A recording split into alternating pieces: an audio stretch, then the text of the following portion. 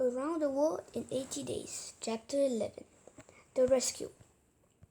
Attempting to rescue the young widow would be a bold undertaking, maybe even an impossible one.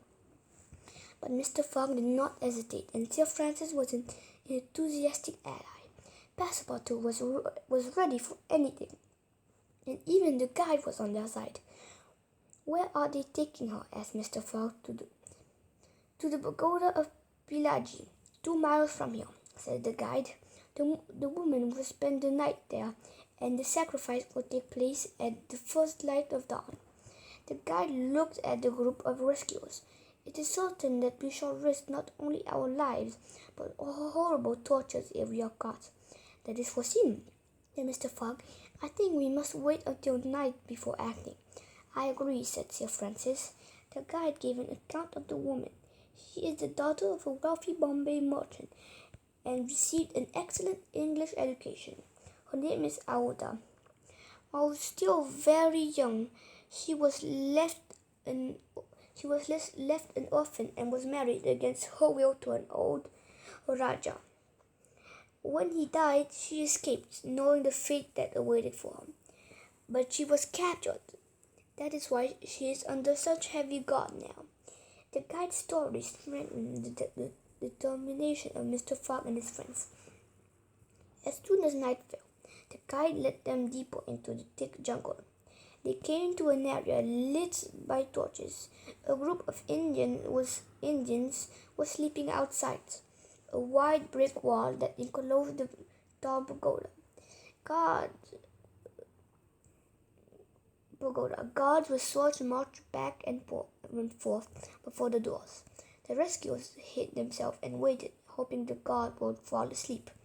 After midnight, when it was clear that the guards were going to patrol all night, Fogg and his companions sneaked around the back of the pagoda.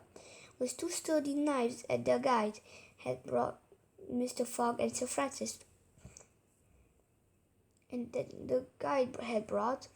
Mr. Fogg and Sir Francis walked quietly at the loose bricks of the wall. They managed to dislodge a few and then found they could remove the other bricks with their hands. The plan was to open a hole large enough for Aouda to slip through. Suddenly a cry arose from inside the pagoda. Mr. Fogg and his friends escaped into the jungle. Just as the guard ran to the back of the pagoda, Sir Francis shook his fist.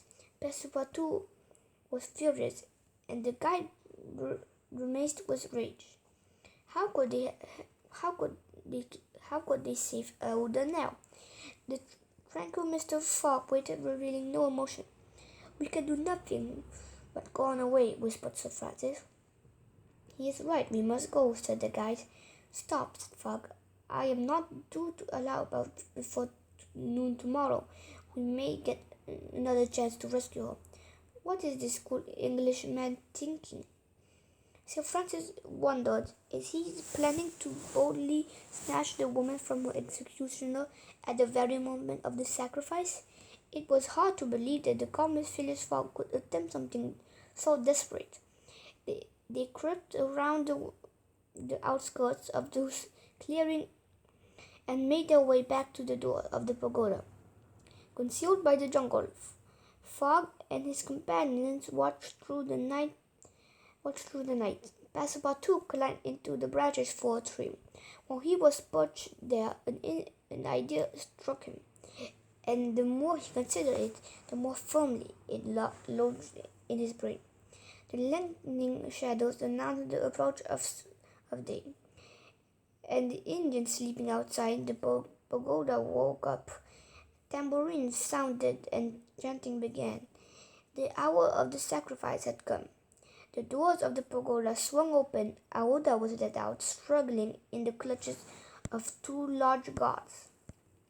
Sir Francis' heart throbbed, and he seized Mr. Fogg's hand. He was surprised to discover that Mr. Fogg's hand gripped a knife tightly. Phileas Fogg and his companions mingled at the back of the crowd as the funeral procession made its way to the stream. On the bank On the bank of the stream, the body of the Raja who had been Auda's husband lay on a large pile of carefully stacked woods. From the back of the crowd, Mr. Fogg saw Auda. She was lying senseless beside her dead husband at the top of the funeral pile. The Brahmin leader brought a torch. The wood was heavily soaked in oil and instantly caught on fire. Phileas Fogg let a desperate moan, and Sir Francis and the guide seized him before he could rush into the climbing flames. He pushed them aside and stepped in front of the crowd. Just then a cry of terror arose. The old Raja was not dead. He took his wife in his arms, and amidst a cloud of smoke descended from the pile. Mr. Fogg and Sir Francis stood and shook. The guide bowed his head, and all the Brahmins kneeled with their faces to the ground. To Mr. Fogg's amazement, the Raja, who had returned from the dead, walked directly to him. "Let us be off," he said. But it wasn't the Raja at all. It was Passepartout. Passepartout's guidebook. "Ha, you were surprised. If my plan had failed, I wouldn't be here talking to you now. Cremation of the dead is very common in Hinduism.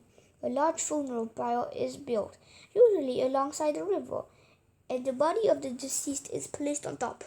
With the help of the priest, the eldest son of the descendant will then light the fire.